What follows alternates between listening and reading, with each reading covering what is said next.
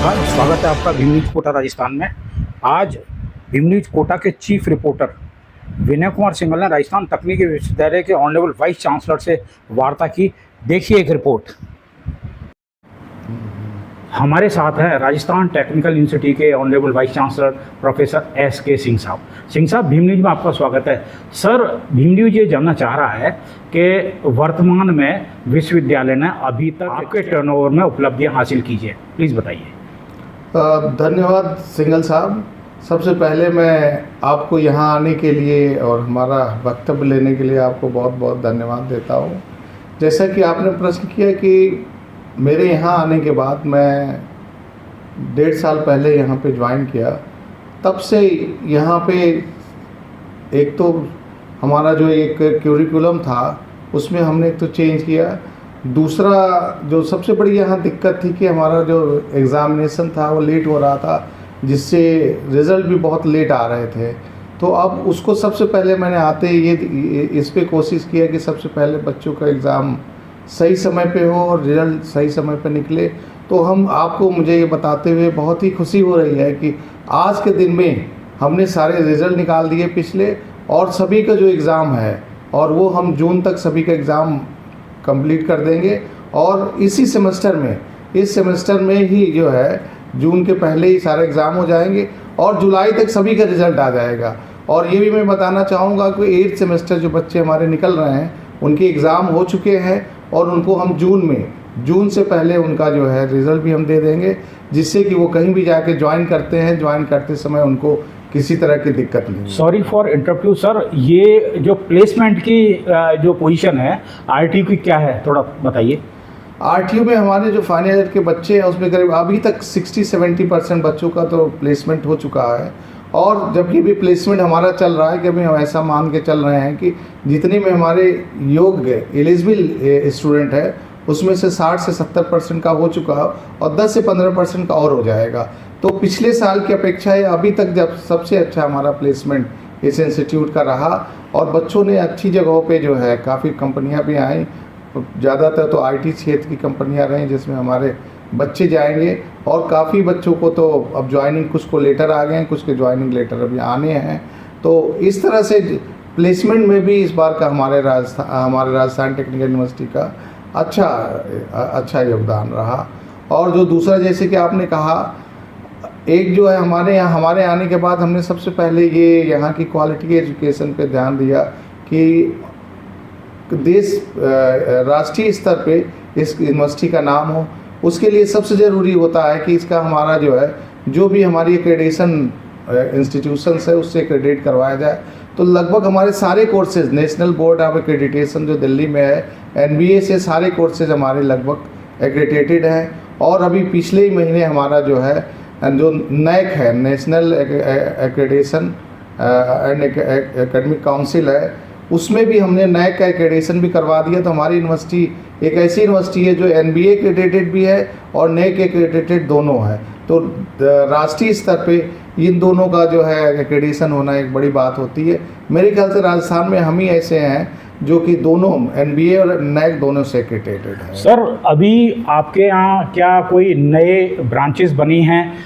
पहला प्रश्न। दूसरा प्रश्न ये है कि स्टाफ की क्या पोजीशन है? अभी हमने एक इंजीनियरिंग में हमारे पास पेट्रोकेमिकल और पेट्रोलियम इंजीनियरिंग 2 ब्रांचेस थी जो कुछ दिन पहले खोली गई थी, और उसमें अभी थोड़ा मेरे को लग रहा था कि उसमें एडमिशन के लिए थोड़ी सी प्रॉब्लम आ रही थी। तो हमने जब उसका अध्ययन किया तो हमें लगा कि जब उसकी जो बेसिक ब्रांच होती है केमिकल इंजीनियरिंग हमारे यहाँ नहीं थी, तो आते ही मैंने इस साल से जो है केमिकल इंजीनियरिंग BTech लेवल पे स्टार्ट किया, जिसकी 60 सीटें होंगी और ये इस साल से हम उसका एडमिशन भी करेंगे। तो इस केमिकल इंजीनियरिंग खुलने से फ़ायदा ये होगा कि हमें उसमें बच्चों का प्लेसमेंट भी अच्छा होगा, प्लस पेट्रोकेमिकल और पेट्रोलियम इंजीनियरिंग जो ब्रांचेज है उसके लिए भी इससे जो है इससे फ़ायदा होगा। एक तो ये ब्रांच हमने नई खोली इंजीनियरिंग में, और दूसरा आजकल जैसा कि चल रहा है कि रिसर्च के लिए साइंस का योगदान बहुत ज़रूरी है। तो जैसा कि हमारी राजस्थान टेक्निकल यूनिवर्सिटी में अभी तक साइंस के कोर्सेज नहीं थे, इस वर्ष से हमने जो है एमएससी फिजिक्स, केमिस्ट्री, मैथ्स तीनों में शुरू करने का वो किया हुआ है। जब हमारे एमएससी के कोर्सेज होंगे, जो एमएससी और इंजीनियरिंग का, साइंस और इंजीनियरिंग की जो सिनर्जी होगी, उससे हमारे रिसर्च में और एक जो गुणवत्ता है एजुकेशन की, उसमें काफ़ी फ़र्क पड़ेगा। एक चीज़ मैं आपको और बताना चाहूँगा कि इस साल से हम जो है बीबीए और बीसीए भी हमने यहाँ पे खोल दिया। बीबीए तो हमारे यहाँ खुल गया, बीसीए के लिए भी हम खोलने जा रहे हैं। और प्लस जितने राजस्थान के कॉलेजेस हैं जो हमारे राजस्थान टेक्निकल यूनिवर्सिटी के क्षेत्र में हैं, उन सभी के अब ये कोर्सेज बीबीए और बीसीए एआईसीटी से अप्रूवल इनका ज़रूरी है।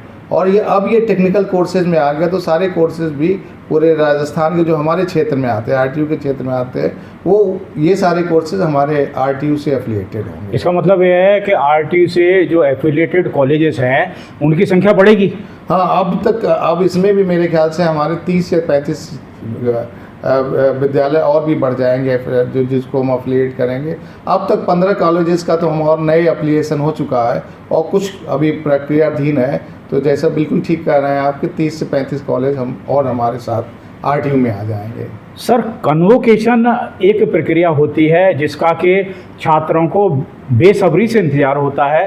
क्या आप हमें बताएंगे कि इस सत्र का कन्वोकेशन यूनिवर्सिटी कब करने जा रही है और क्या इस कन्वोकेशन में ऑनरेबल गवर्नर भी पधारेंगे? अच्छा, बिल्कुल आपने ठीक कहा। जो है कन्वोकेशन विद्यार्थियों के लिए और साथ में यूनिवर्सिटी के लिए एक सबसे एक इम्पॉर्टेंट चीज़ होती है, जिसमें कि हम सभी को जो है डिग्री प्रदान की जाती है। इसका बच्चों को बहुत बेसब्री से इंतज़ार रहता है। मेरे को आपसे ये भी बताने में खुशी हो रही है कि अभी तक हमारा जो कन्वोकेशन चल रहा था, एक सेशन लेट चल रहा था। तो हमने पिछली साल जो कन्वोकेशन किया था वो 19-20 का किया था।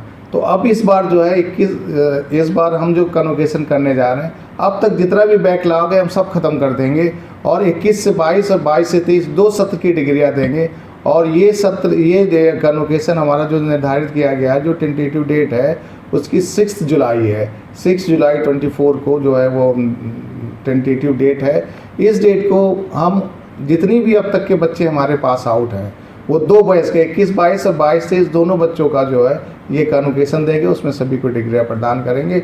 और इसमें माननीय राज्यपाल महोदय ने, हम उनके संपर्क में हैं और उन्होंने अपना कंसेंट दे दिया है और वो डिग्री देने के लिए वो 6 तारीख को हमारे यहाँ आएंगे और उन्हीं के कर कमलों द्वारा ये डिग्री दी जाएगी सभी बच्चों को। सर, जैसा कि विश्वविद्यालय आपके टर्नओवर में काफ़ी तरक्की कर रहा है और स्टूडेंट का इनपुट भी बढ़ रहा है, आउटपुट भी बढ़ रहा है, लेकिन जैसा भीम न्यूज़ की नॉलेज में है कि यहाँ स्टाफ की कमी, टीचिंग और नॉन टीचिंग दोनों की कमी है, इसको दूर करने के लिए आप क्या प्रयास कर रहे हैं?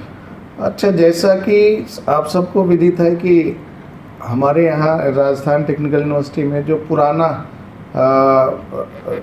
हुआ था रिक्रूटमेंट, वो 2015 में हुआ था। 2015 के बाद रिक्रूटमेंट यहाँ हुआ नहीं। और चूँकि काफ़ी हमारे यहाँ सीनियर फैकल्टी थी, 2015 से अब तक काफ़ी लोगों का रिटायरमेंट हो गया। तो सीनियर फैकल्टी तो काफ़ी रिटायर हो गई और दिन पर दिन वो कम होती जा रही है। तो लेकिन अभी तक चूँकि रिक्रूटमेंट नहीं हुआ था, तो इस वजह से फैकल्टी की पोजीशन कम हुई, लेकिन उसकी कमी हमने जो गेस्ट फैकल्टी के द्वारा अभी दूर की थी। लेकिन जैसा मैंने आते ही जो गेस्ट फैकल्टी जो होती है वो हमारी रेगुलर फैकल्टी का रिप्लेसमेंट नहीं है। तो मैंने आते ही इस चीज़ का ध्यान दिया और सरकार से बात करके हमने 56 टीचिंग फैकल्टी का एडवर्टीज़मेंट कर दिया है और सभी एप्लीकेशन भी आ गई है। अब उसकी प्रक्रिया हम, चूँकि ये अभी बीच में ये कोड ऑफ कंडक्ट लग गया, उस वजह से वो प्रक्रिया लेट हो गई। अदरवाइज़ अब तक हम जो उस प्रक्रिया के द्वारा जो है 56 जो फैकल्टी मेंबर्स उनका रिक्रूटमेंट करेंगे, जिससे हमारी रिक्रूटमेंट प्रॉब्लम कम हो। तो ये तो हमारी टीचिंग की बात रही। और नॉन टीचिंग में भी ज़्यादातर बहुत ज़्यादा हमारे समय भी काफ़ी लोग सेवानिवृत्त हुए और हमारे आने से पहले भी काफ़ी लोग सेवानिवृत्त हुए, जिससे कि नॉन टीचिंग स्टाफ की भी बहुत कमी है। तो नॉन टीचिंग स्टाफ के लिए भी हम सरकार से बात चल रही है। अगर वो होता है तो हम रेगुलर नॉन टीचिंग स्टाफ की भर्ती करेंगे, अगर नहीं तो हम जो है आउटसोर्सिंग के द्वारा अब सोच रहे हैं कि नॉन टीचिंग ले करके, जिससे कि लैब फैसिलिटी, लैब में दिक्कत नहीं हो और भी कार्यों में जो दिक्कतें आ रही वो दिक्कतें नहीं हो, उसकी भी जल्दी से जल्दी वो उसकी समस्या को दूर करेंगे। Sir, one more question, last but not least, विश्वविद्यालय में रिटायर जो कर्मचारी हैं इनकी पेंशन की एक प्रॉब्लम है, कर्मचारी परेशान है, इसके लिए आप क्या मदद करने जा रहे हैं? सब जैसा कि मैं जब यहाँ पे ज्वाइन किया तो यहाँ पे काफ़ी सारी प्रॉब्लम्स थी। उसमें एक प्रॉब्लम ये भी प्रॉब्लम थी कि जो हमारे यहाँ से सेवानिवृत्त हो रहे हैं उनके लिए पेंशन नहीं थी। तो उसके लिए भी हमने जो है पूरी कोशिश में हम लोग लगे हुए थे कि जो सेवानिवृत्त हो रहे हैं उनको पेंशन की सुविधा जो यहाँ पे नहीं थी वो लागू की जाए। और उसी समय ऐसा इतना अच्छा हुआ कि हमारी सरकार ने भी अनाउंस कर दिया कि जो है ओल्ड पेंशन स्कीम को लागू किया जाएगा। तो उसका फ़ायदा लेते हुए हमने इस चीज़ का ध्यान रखा कि इसको जल्दी से जल्दी किया जाए, और हमने और हमारे रजिस्ट्रार और फाइनेंस ऑफिसर सब ने मिल करके उसकी हमारी सारी प्रक्रिया कंप्लीट करके हमने अपने बोर्ड ऑफ मैनेजमेंट से भी पास करके उसको पास करवा करके फिर ये हुआ कि उसको एक बार जो है सरकार के पास भेजना था। तो हमने सरकार ने कहा कि हमारे पास एक बार भेज दिया जाए, इस वजह से हमने सरकार के पास भेज दिया।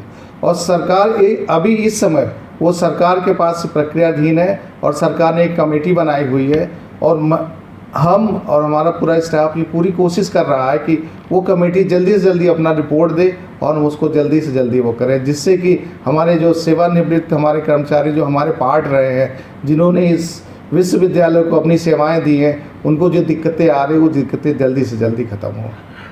आप थे प्रोफेसर SK सिंह साहब, जो कि राजस्थान तकनीकी विश्वविद्यालय के वाइस चांसलर हैं। सर, आपने भीम न्यूज को समय दिया, आपका बहुत बहुत धन्यवाद। बहुत बहुत धन्यवाद।